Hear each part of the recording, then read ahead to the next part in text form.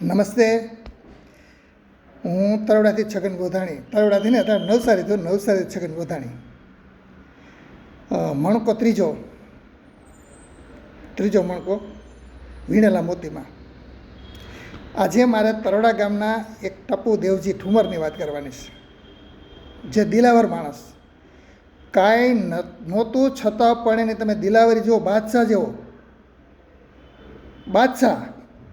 એની પાસે કાંઈ નહોતું, નબળી પરિસ્થિતિ હતા, પણ છતાં પણ એની તમે દિલાવરી એની ખુમારી જુઓ કે ભગવાને મને કેટલું દીધું છે, એમ મારી પાસે બધુંય છે. આવો માણસ હતો, દિલાવર માણસ.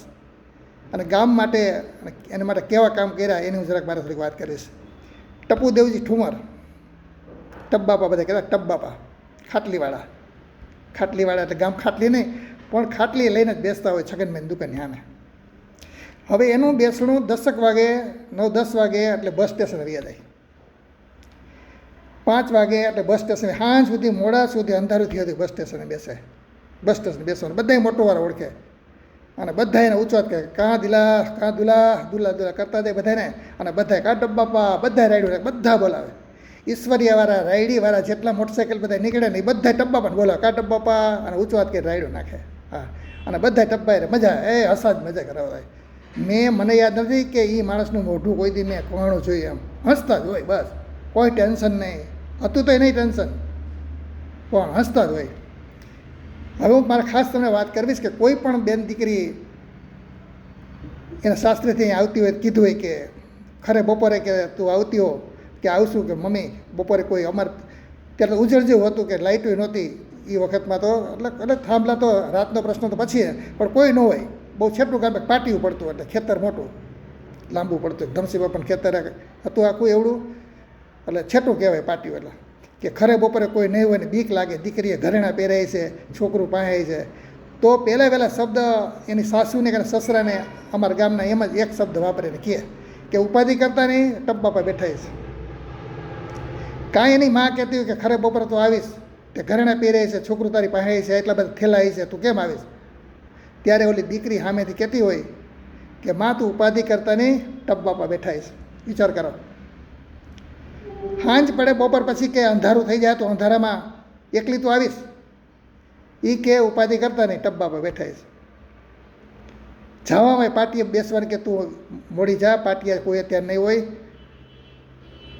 બિકારો લાગતો હશે, તે ઘરેણા પહેર્યા છે, છોકરા નાના છે એટલે બધા થેલા છે, તો એક જ શબ્દ હોય કે ટપબાપા બેઠા છે. બોલો, વિચાર કરો તો.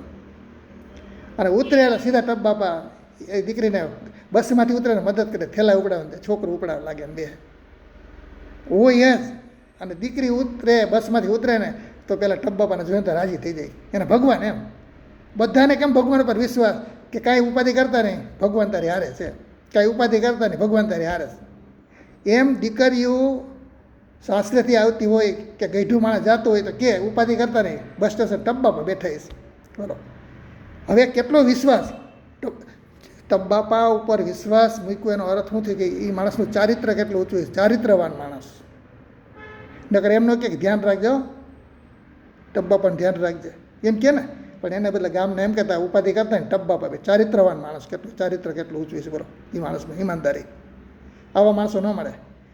હવે ગામની અંદર એ બેઠા હોય ખાટલી નાખીને, કોઈ પણ ફેરિયાએ બપોરે ગામમાં આવવાની મનાય, કોઈને ખબર ન હોય, પણ 11:30 કહી દે ભાઈ બાર અહીં બેસ જા, બેસ ખાટલીએ કે બહાર બેસો, 4 વાગે આવવાનું છે. કોઈ ગામમાં માગવાવાળો બપોરે આવે નહીં, કોઈને ખબર ન હોય, પણ ટપબાપાથી બે ખીચાય નહીં, સમજાવે મારા દીકરા બેસ અહીંયા પાદર બે રિહામાં ખાઈ લે, ભાઈ મનાય છે ભાઈ, ખીચાઈને નહીં, રાયડું નાખીને નહીં, ગુસ્સાથી નહીં, અને કોઈને ન આવીએ. ગમે એ મહેમાન, ગમે એને મહેમાન આવ્યો હોય, આખા ગામના ગમે એને મહેમાન આવ્યો હોય, ટપબાપાને ખાટલી બેસે ને સીધા છગનભાઈ કહે, અરે છગનભાઈ બિસ્ટોલ આપ, દુલા બિસ્ટોલ આપ. કોઈ પણ માણસને બિસ્ટોલ પીધા વગર જવા ન દે, બિસ્ટોલ પાય જ. અને ઘરેથી ચાનો ઓર્ડર આપે, ચા બનાવે, ગોલાવાળા, ગુલ્ફીવાળા, બધે જેટલા ભંગાર હોય, ગમે એટલા રેકડીવાળા છે ને બધા આપણે ટપબાપાને ઓળખે, ખાટલી બેહે જ એમ. અને ચા પીધા વગર ન જવા દે, અને પડકારો મારે, બિસ્ટોલ આપે, દુલા બિસ્ટોલ આપ, ચા પાણી પીધા વગર. ઘરમાં નબળી પરિસ્થિતિ, પૈસાદાર નહીં, ગામમાં બધાને એવું જ હતું, પણ છતાંય ટપબાપાની પરિસ્થિતિ પૈસાદાર નહીં, નડિયાવાળું મકાન, બિચારા દેશી મકાન. હવે 3 છોકરા, 3 છોકરાના ઘરમાં 2 મકાન ને 3 છોકરા, કેમ હવે એ ટબ્બાપા આપણે મગનભાઈની એક ઓયડી જેવું હતું, મગનભાઈનું ઘર છે, બપોર વચારે ન્યા હોતા હોય, વિચાર કરો, તડકાના ન્યા હોતા હોય, તડકો ન્યા હોતા હોય, અને રોંઢે છગનભાઈને દુકાનમાં ખાટલો લઈ લે. એટલે મારું કહેવાનું એમ કે એટલા બધા પૈસાદાર નહોતા, નબળી પરિસ્થિતિ છતાં પણ એ માણસનો તમે જીગર કે દિલ જુઓ, તમે ચા વગર જવા ન દે, બિસ્ટોલ વગર જવા ન દે, અને એવો બધાને આવકાર આપે. અને બધા ટબ્બાપાને ખાટલી બેઠા હોય અને વાતું કરતા હોય, હસાવે એવા. ટબ્બાપા રમૂજી માણસ, ગમે એ માણસ હોય ને, જુવાનું હોય કે ગઈઢો માણસ હોય, ટબ્બાપાને ખાટલી જઈને બે ઉડન ખટોલા ખાટલી જેવું.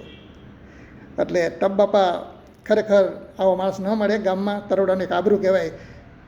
મારી દ્રષ્ટિએ મારી જિંદગીમાં આ માણસ પહેલો નંબર ગામમાં ટીંબામાં જન્મ્યો તો પહેલો માણસ.